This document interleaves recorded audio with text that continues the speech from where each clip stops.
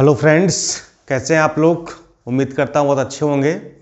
दोस्तों, आज हम लोग करंट अफेयर्स पढ़ने वाले हैं और जो अभी तक करंट अफेयर्स आप लोग पढ़ रहे थे वो डेली करंट अफेयर्स जो कि हम आपको वॉइस रिकॉर्डर के माध्यम से पढ़ा रहे थे। ठीक है, 17-18 जनवरी तक का करंट अफेयर्स हो गया था। फिर जैसा कि मैंने कहा था कि आपको हम वीकली करंट अफेयर्स पढ़ाएंगे। ठीक है, तो बस मैं 1 मिनट आपसे बात करूंगा, इसके बाद पढ़ाने पर आ जाऊंगा। ठीक, बहुत इंपॉर्टेंट बात आपको बता दूं कि इस प्रोग्राम को लॉन्च करने का मतलब क्या है। ठीक है, तो जो वीकली करंट अफेयर्स होगा, ठीक, जैसे कि मैंने यहाँ पर जो पूरे वीक की प्रमुख करीब 15, 16, 17 खबरों को लिखा हुआ है, ये बहुत ही इंपॉर्टेंट है और ये परीक्षा की दृष्टि से बहुत ज़्यादा उपयोगी हैं, बहुत ज़्यादा इंपॉर्टेंट है किसी भी परीक्षा के लिए, चाहे वो पीसीएस हो, समीक्षा अधिकारी हो, सहायक समीक्षा अधिकारी, जेआईसी प्रवक्ता या यूपी लोअर मेंस। ठीक है, यहाँ पर जो भी परीक्षाएं हैं, यूपी ट्रिपल एससी वगैरह, बहुत ज़्यादा इंपॉर्टेंट है। ठीक है, इसके अलावा ये तो हम आपको पढ़ाएंगे और इसको आप विस्तार से समझाएंगे तो थोड़ा सा टाइम लग सकता है। इसके अलावा जो भी वीकली करंट अफेयर्स होगा उसकी पीडीएफ आपको एप्लीकेशन पर उपलब्ध हो जाएगी। ठीक है, तो आपको लिखने की आवश्यकता भी नहीं पड़ेगी। लेकिन मैं कहूँगा कि जो मैंने यहाँ पर पढ़ाया है, ये पढ़ाएंगे हम आपको, जो इंपॉर्टेंट चीज़ें हैं इसको आप अपनी कॉपी पर अवश्य नोट करें। ठीक है, जो पीडीएफ आपको मिलेगी उसका तो आप प्रिंट आउट निकाल करके या नोट करके रख ही लेंगे, लेकिन जैसे मैं ये पूरे हफ्ते भर का जो सार आपको प्रस्तुत कर रहा हूँ उस सार को आप जरूर नोट करिएगा, क्योंकि परीक्षा के टाइम पर इसी रिवीजन की आवश्यकता पड़ेगी। इसी को जब आप पढ़ करके जाएंगे तो आप देखेंगे कि लगभग प्रश्न आपके जो आपने बनाया हुआ है वीकली करंट अफेयर्स उसी से आ जाएंगे। ठीक है, तो इसको बनाने में काफ़ी मेहनत भी लग रही है, बोर्ड पर इतना लिखना पड़ता है, काफ़ी समय लग जाता है, फिर करंट अफेयर्स बनवाओ, उसका पीडीएफ करवाओ, टाइप करवाओ। ठीक है, तो वो काफ़ी समय टाइम टेकिंग प्रोसेस है, लेकिन हम आपको बिल्कुल से एकदम से पका पकाया मटेरियल दे रहे हैं, बस आपको पढ़ना है। ठीक है, याद करना है। ऐसा ना हो कि पीडीएफ आप प्रिंट आउट निकाल लें, बस फाइल में लगा के सजा लें, उसको पढ़े ही ना, ऐसा बिल्कुल मत करिएगा, क्योंकि मैं बहुत मेहनत कर रहा हूँ आप लोगों के लिए। ठीक है, तो आप लोग भी पूरे मन से, पूरी शिद्दत से, पूरी ईमानदारी से उसको जरूर पढ़िएगा। ठीक, और कोई भी परीक्षा हो, आप देखते हैं कि करंट अफेयर्स के प्रश्न बहुत ज़्यादा पूछे जाते हैं। ठीक है, चाहे समीक्षा अधिकारी हो, पीसीएस हो, कोई परीक्षा हो, सभी में करंट अफेयर्स का हमेशा बोलबाला रहता है। इसलिए इसको हम लोग ऐसे अगर इस तरीके से महीने वाइज या वीक वाइज करंट अफेयर्स पढ़ेंगे तभी जा करके हमारा कंप्लीट हो पाएगा। अगर यही सोचते रहें कि जब परीक्षा आएगी तब 15 दिन पहले करंट उठा लेंगे, पढ़ लेंगे, तो उससे बिल्कुल भी कुछ होने वाला नहीं है। ठीक है, होगा वही, मान लो 20 प्रश्न आए तो आपकी जो है 10, 12, 15 सही हो जाएंगे और बाकी के गलत हो जाएंगे। ठीक है, लेकिन 20 में से आप कम से कम 18-19 प्रश्न कैसे सही करें, इसके लिए आपको इसी तरीके से करंट पढ़ना होगा। ठीक है, तो एप्लीकेशन आपने डाउनलोड कर लिया होगा, एसबी एजुकेशन के नाम से है। किस नाम से, यहाँ पर लिख देते हैं एसबी एजुकेशन। ठीक है, ये प्ले स्टोर पर आप जाएंगे तो इसको डाउनलोड करिएगा, एसबी एजुकेशन को। ठीक है, अपने फ़ोन में इसको इंस्टॉल कर लीजिए, तो यहाँ पर आपको पूरा करंट अफेयर्स मिल रहा है। ठीक है, जो पीडीएफ होगी वो आपको यहीं से डाउनलोड करने को मिल जाएगी और इसको ऐप को डाउनलोड करने का लिंक भी इसी डिस्क्रिप्शन बॉक्स में नीचे दिया गया है, तो उसके माध्यम से भी आप डायरेक्ट ऐप को इंस्टॉल कर सकते हैं और वहाँ से आप पीडीएफ ले सकते हैं। ठीक है, बाकी एप्लीकेशन पर करंट अफेयर्स की सीरीज भी चल रही है जिसमें 10 क्वेश्चन करंट अफेयर्स के आपको डेली दिए जाते हैं। ठीक है, तो उनको भी आप हल करें। 10 क्वेश्चन डेली मिलेंगे तो एक महीने में 300 क्वेश्चन आपके हो गए। ठीक है, साल भर में कितने हो गए, 12, 30, 36, 360 क्वेश्चन, सॉरी 3600 क्वेश्चन। ठीक है, पूरे साल भर में आपको 3600 क्वेश्चन यानी कि 3500 क्वेश्चन मिलेंगे करंट अफेयर्स के। सोचिए, इतना बड़ा कलेक्शन आपके पास हो जाएगा। डेली वही 8, 10, 12 क्वेश्चन बन पाते करंट अफेयर्स के, तो उसको आपको हम ऐप पर दे देते हैं ताकि डेली का डेली आपका तैयार होता रहे। ठीक है, बाकी जो वीकली भी सीरीज होगी, पीडीएफ होगी या ऑब्जेक्टिव क्वेश्चन होंगे, वो भी आपको एप्लीकेशन पर ही मिलेंगे। ठीक है, दूसरी सूचना ये है कि आप लोग को बार बार फ़ोन किया जा रहा है, मैसेज आ रहे हैं कई सारे व्हाट्सएप पर कि नोट्स कब मिलेगा। ठीक है, तो नोट्स बस अंतिम दौर में है, उसकी फिनिशिंग हो रही है, अपडेट हो रहा है। चूँकि सारे नोट्स मेरे ही थे जो मैंने पढ़े थे, उन्हीं को मैं अपडेट करवा रहा हूँ और मैं स्वयं उसको कर रहा हूँ, बस टाइपिंग वगैरह हो रही है। हाँ, लेकिन हिंदी के नोट्स बनकर के तैयार हो गए हैं, तो हो सकता है वो 2-3 दिन में आप लोगों को एप्लीकेशन पर उपलब्ध हो जाएंगे, तो वहाँ से आप उसको डाउनलोड कर सकते हैं और अभी से पढ़ना शुरू कर दीजिए। हिंदी का एक ऐसा नोट्स बनवाया है जो समीक्षा अधिकारी, सहायक समीक्षा अधिकारी परीक्षा के लिए स्पेशली बनवाया गया है, ठीक है। और अब मुझे लगता है कि इतना अगर आपने हिंदी का नोट्स पढ़ लिया तो फिर आपको किसी बुक को, किसी मैगजीन को पढ़ने की आवश्यकता बिल्कुल नहीं रह जाएगी। जो भी 6 टॉपिक प्रारंभिक और मुख्य परीक्षा में पूछे जाते हैं वो 6 टॉपिक को कवर किया गया है। जो अभी तक विभिन्न परीक्षाओं में प्रश्न पूछे गए हैं उनको भी शामिल किया गया है, और जो प्रमुख अति महत्वपूर्ण प्रश्न हैं जो कि पूछे जाने की संभावना है उन सब का की कलेक्शन किया गया है, ठीक है। तो आप लोग उस हिंदी के नोट्स को जरूर पढ़िएगा और उसको आप 2-3 बार पढ़ के रट जाइए बिल्कुल। अगर आपने इतना पढ़ लिया तो मैं गारंटी के साथ कह सकता हूं कि 57-58 क्वेश्चन से आप कम करके नहीं आएंगे हिंदी में। 60 में जो प्रारंभिक परीक्षा में 60 नंबर की हिंदी आने वाली है उसमें 57-58 से आप कम करके नहीं आएंगे, लेकिन वो आपको कई बार पढ़ना पड़ेगा। एक बार पढ़ने से काम नहीं चलेगा, कई बार आपको पढ़ना पड़ेगा, 3 बार 4 बार 5 बार जैसी आपकी कैपेबिलिटी हो। जब तक वो आपको रट ना जाए तब तक आपको पढ़ते रहना है, ठीक है। बाकी जीएस के नोट्स भी लगभग तैयार हैं, बस बिल्कुल किनारे आ गए हैं और जल्दी आपको वो भी मिल जाएंगे। सूचना आपको यूट्यूब पर या फिर एप्लीकेशन के माध्यम से दे दी जाएगी। हम वीडियो बना देंगे कि नोट्स कैसे आप प्राप्त कर सकते हैं, सारी प्रक्रिया भी आपको बता देंगे, ठीक है। तो ये वीकली करंट अफेयर्स हम लोग 18 से 24 जनवरी का है, ठीक है। जल्दी हम लोग अपने डेट पर आ जाएंगे और इसकी पीडीएफ आपको एप्लीकेशन पर मिलेगी, एसबी एजुकेशन पर, ठीक है। वहां से आप इसको डाउनलोड कर सकते हैं, ठीक है। एप्लीकेशन बिल्कुल जो पीडीएफ है वो बिल्कुल निःशुल्क है, उसका कोई चार्ज नहीं है, ठीक है। आपको निःशुल्क डाउनलोड करनी है और ये पीडीएफ आपको हर हफ्ते इसी तरह से मिलेगी, ठीक है। बाकी जो करंट की सीरीज भी चल रही है वो भी पूरी तरह निःशुल्क है, कोई आपको चार्ज नहीं करना है और रोज आप उसको आप दे सकते हैं, ठीक है। चलिए शुरुआत करते हैं। तो स्ट्रॉबेरी महोत्सव ये उत्तर प्रदेश में पहली बार मनाया जाएगा, ठीक। कहाँ की बात हो रही है? यूपी की बात हो रही है। उत्तर प्रदेश में स्ट्रॉबेरी महोत्सव मनाया जाएगा और इसका जो महोत्सव है इसका आयोजन हो रहा है झांसी में, ठीक है। और ये महीने भर चलेगा। मुख्यमंत्री श्री योगी आदित्यनाथ के द्वारा इसका उद्घाटन किया जा चुका है। महीने भर चलने वाला आयोजन है। कहाँ पर चलेगा? झांसी में चलेगा।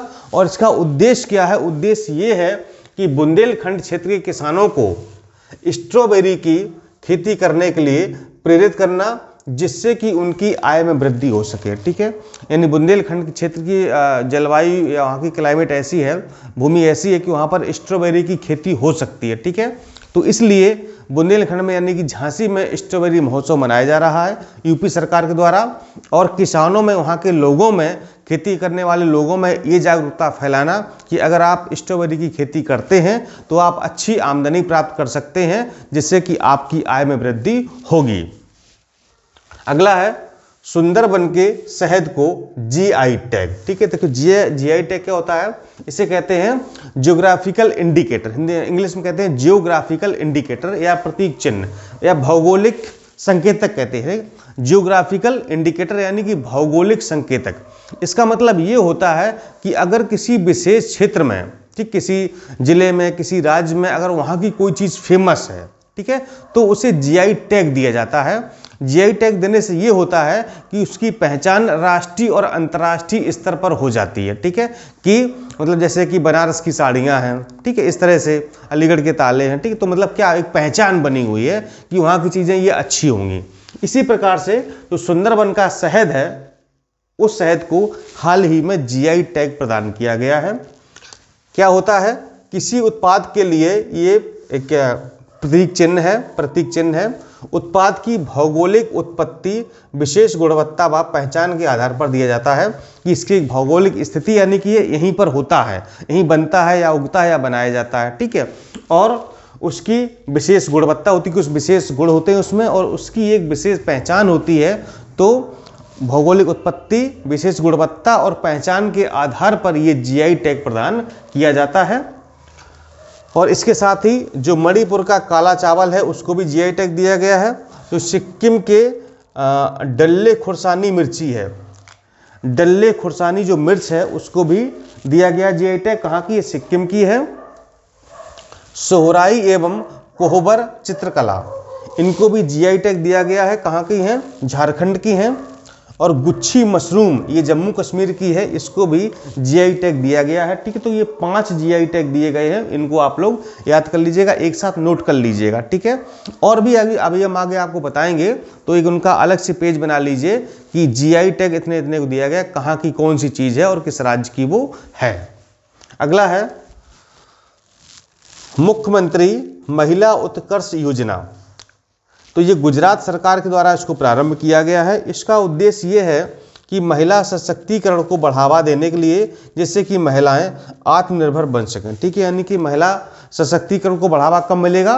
जब तक महिलाएं आत्मनिर्भर नहीं होंगी, स्वयं सक्षम नहीं होंगी, तब तक महिला सशक्तिकरण की जो मंशा है या जो उद्देश्य है वो कोई फलीभूत नहीं होगा।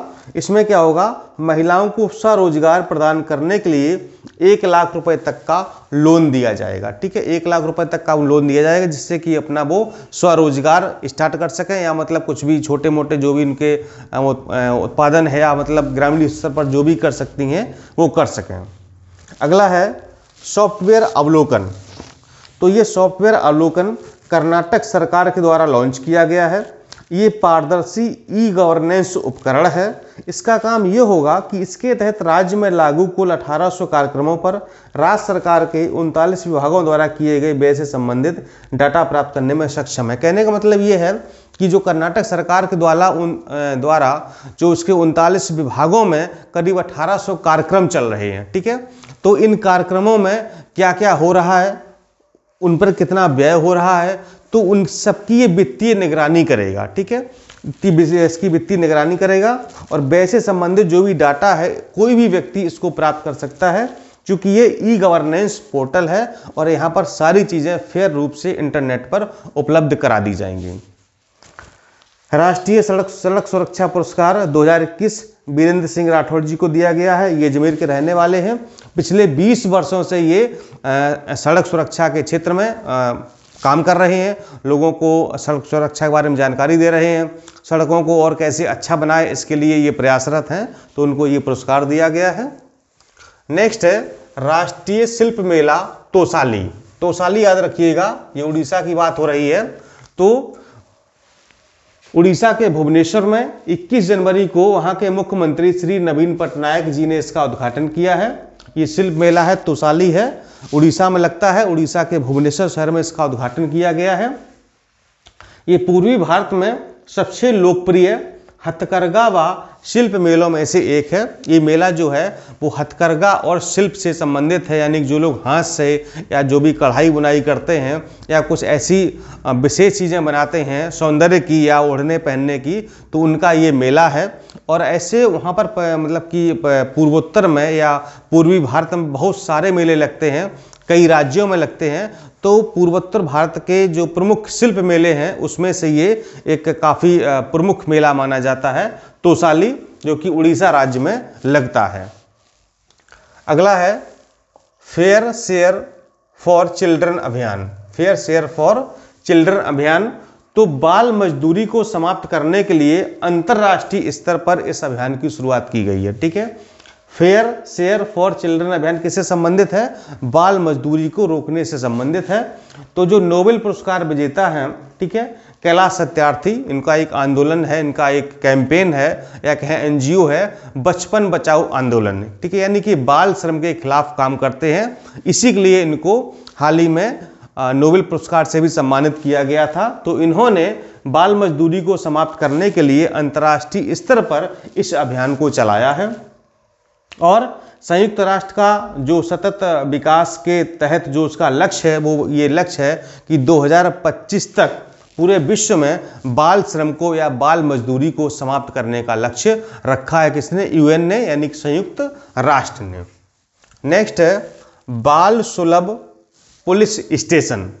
तो उत्तराखंड में पहले बाल सुलभ पुलिस स्टेशन का उद्घाटन किया गया, यानी कि उत्तराखंड का ये पहला बाल सुलभ स्टेशन है। क्या होता है ये, इसका उद्देश्य क्या है?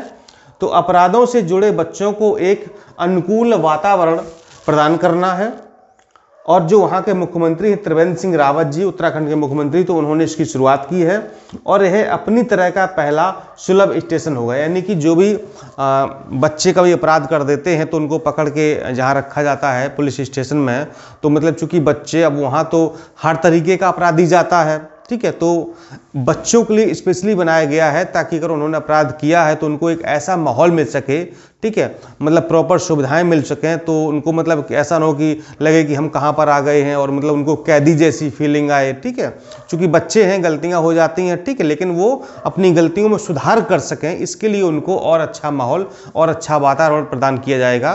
तो इसके लिए ये बाल सुलभ पुलिस स्टेशन प्रारंभ किया गया है उत्तराखंड सरकार के द्वारा। अगला नाम है कमला हैरिस का। ये भारतीय मूल की राजनेता हैं, अमेरिका में रहती हैं और अमेरिका की ये पहली अश्वेत महिला उपराष्ट्रपति बनी हैं, ठीक, काफ़ी चर्चा में है।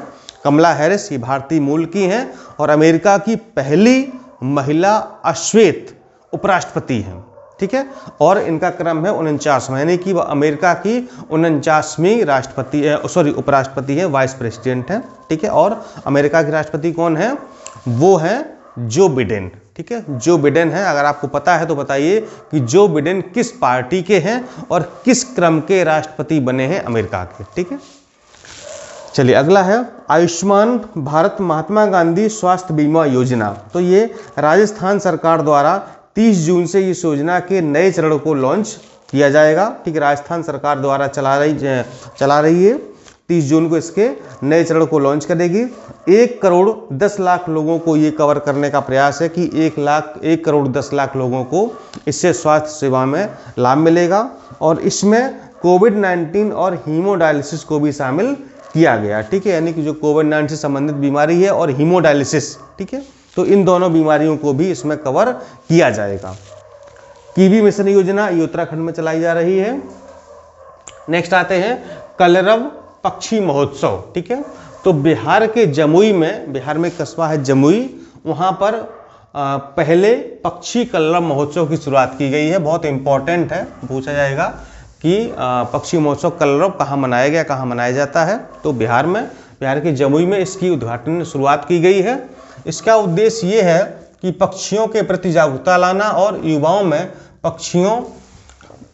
पक्षी प्रेम को जगाने के लिए, ठीक है, जो युवा हैं वो पक्षी प्रेम, यानी कि जो पक्षी कोई बीमार है या असहाय, मतलब कहीं उसका हाथ पैर टूट गया है, पंखे टूट गए, तो उनको मतलब प्रॉपर तरीके से उनका ट्रीटमेंट करना, ठीक है, और पक्षियों को बढ़ावा देना, पक्षियों को मतलब शिकार मत करना, ठीक है, तो पक्षियों के प्रति जागरूकता लाना और युवाओं में पक्षी प्रेम को जगाने के लिए इस महोत्सव या उत्सव की शुरुआत की गई है।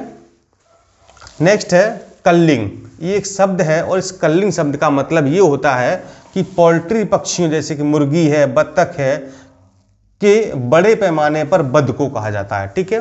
होता क्या है, जब अभी जैसे बर्ड फ्लू चल रहा है, ठीक है, तो अब बर्ड फ्लू फैल रहा है, तो अब इसमें क्या होता है, जो भी मुर्गियां पालतू हैं, बत्तख, इनको मार दिया जाता है, ठीक है। तो बर्ड फ्लू के प्रसार को रोकने के लिए भारत में संक्रमण स्थल से 1 किलोमीटर की दूरी तक इसकी कल्लिंग की जाती है। कल्लिंग का मतलब ये है कि जैसे मान लो सपोज कि पोल्ट्री फार्म है, ठीक है, और वहाँ पर पता चला कि इस पोल्ट्री फार्म में बर्ड फ्लू, यहाँ के जो मुर्गियाँ हैं उनमें बर्ड फ्लू फैल गया, ठीक है, तो क्या होगा, उनको मरवा दिया जाएगा, ठीक है। बहुत जगह ऐसा हुआ भी, कई बार भी हुआ है, ठीक है, उनको मार दिया जाएगा या उनको दफना दिया जाएगा। इसके अलावा मान लो पता चला कि यहाँ से 500 मीटर की दूरी पर भी कोई एक पोल्ट्री फार्म था, तो वहाँ की भी सारी मुर्गियों को मरवा दिया जाएगा। मतलब कि एक जहाँ पर इन्फेक्शन फैला है उसके 1 किलोमीटर के दायरे में जितने भी पोल्ट्री फार्म से जो भी पालतू ऐसे बत्तख मुर्गियाँ आएंगी उन सबको मरवा दिया जाएगा। तो इन्हीं मुर्गियों को, यानी कि पोल्ट्री पक्षियों को जो मरवाने की प्रक्रिया है, प्रोसेस है, उसी को कल्लिंग कहा जाता है, ठीक है। नेक्स्ट है पराक्रम दिवस। तो नेताजी सुभाष चंद्र बोस की अभी हाल ही में 125वीं जयंती मनाई गई है 23 जनवरी को, ठीक है। सुभाष चंद्र बोस जी की 125वीं जयंती 23 जनवरी को मनाई गई है और इस जयंती को पराक्रम दिवस के रूप में मनाया गया है, ठीक है। अब मनाने की घोषणा क्या तो मन चुकी है ये, ठीक है, और ये भारत सरकार ने सुभाष चंद्र बोस की जयंती को पराक्रम दिवस के रूप में मनाया है 23 जनवरी को। और ये कौन सी थी, 125वें क्रम की थी, परीक्षा में पूछा जा सकता है, इंपॉर्टेंट है, ठीक है। क्योंकि सरकार ने एक नया मतलब अपना प्रोग्राम लॉन्च किया है, मतलब कि नई एक रीति डाली है, ठीक है, एक नया मतलब एक दिवस शुरू किया, पराक्रम दिवस, तो आप कह सकते हैं कि 23 जनवरी को, ठीक है। और जय हिंद का नारा किसने दिया था, नेताजी सुभाष चंद्र बोस ने ही इसका नारा दिया था। नेक्स्ट है ड्रैगन फ्रूट के नाम में बदलाव, ठीक है।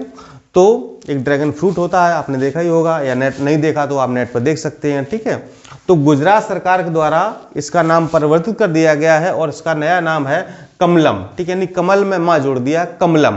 क्यों जोड़ दिया है, कमलम क्यों रखा गया है, क्योंकि इसकी जो बाहरी आकृति है ड्रैगन फ्रूट की, ये जो बाहरी संरचना है वो कमल के जैसी होती है, इसलिए इसका नाम, ये फल बाहर से कमल जैसा दिखता है, इसलिए इसमें इसका नाम कमलम रख दिया गया, ठीक है। कुछ फैक्ट हैं, बहुत इंपॉर्टेंट है, जान लेते हैं। स्टैच्यू ऑफ यूनिटी जो कहाँ पर है, गुजरात में है, ठीक है, नर्मदा के तट पर, नर्मदा नदी पर बनाई गई है, 182 मीटर ऊंची जो स्टैच्यू है। तो को जोड़ने वाली 8 ट्रेनों को प्रधानमंत्री मोदी जी ने हरी झंडी दिखाई, यानी कि यहाँ तक पहुँचने के लिए नई 8 ट्रेनों की शुरुआत की गई है, ताकि लोग वहाँ पर पहुँच सकें, पर्यटन को बढ़ावा मिल सके, लोग उसको देख सकें। तो 8 ट्रेनें वहाँ के लिए जोड़ी गई हैं, इनको हरी झंडी दिखाई मोदी जी ने। भारत का पहला श्रमिक आंदोलन संग्रहालय केरल में बनाया जाएगा। हावड़ा कालका मेल ट्रेन का नाम अब नेताजी एक्सप्रेस होगा, ठीक है। हावड़ा कालका जो मेल थी, यानी हावड़ा पश्चिम बंगाल से कालका तक जाती थी, उसका नाम अब नेताजी एक्सप्रेस हो गया है। रतले पनबिजली परियोजना ये चेनाब नदी पर है, जम्मू कश्मीर में है, 850 मेगावाट इसकी क्षमता है, बहुत इंपॉर्टेंट है। रतले पनबिजली परियोजना चेनाब नदी पर। 24 जनवरी को राष्ट्रीय बालिका दिवस मनाया गया है और ये 2008 से लगातार मनाया जा रहा है। और गणतंत्र दिवस यानी जो भी 26 जनवरी को गणतंत्र दिवस था, इसकी परेड में फाइटर प्लेन उड़ाने वाली पहली महिला थी भावना कांत, बहुत इंपॉर्टेंट नाम है भावना कांत, यानी कि 26 जनवरी को गणतंत्र दिवस पर परेड में फाइटर प्लेन उड़ाने वाली पहली भारतीय महिला कौन है, भावना कांत, ठीक है। तो ये था आपका पूरा 1 वीक का करंट अफेयर्स, ठीक है।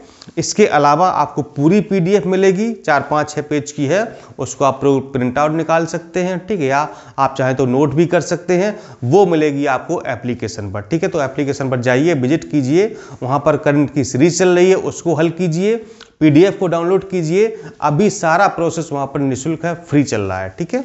बाकी जल्दी आपको हिंदी और GS के नोट्स उपलब्ध करा दिए जाएंगे, ठीक है। तो ये करंट अफेयर्स आपको आज का कैसा लगा, तो हमें इसके बारे में अपनी प्रतिक्रिया जरूर दीजिएगा, और इसको कंटिन्यू किया जाए, इसमें क्या और सुधार हो सकता है, तो इसके बारे में भी हमें आप जरूर अवगत कराइएगा, ठीक है। नमस्कार, धन्यवाद।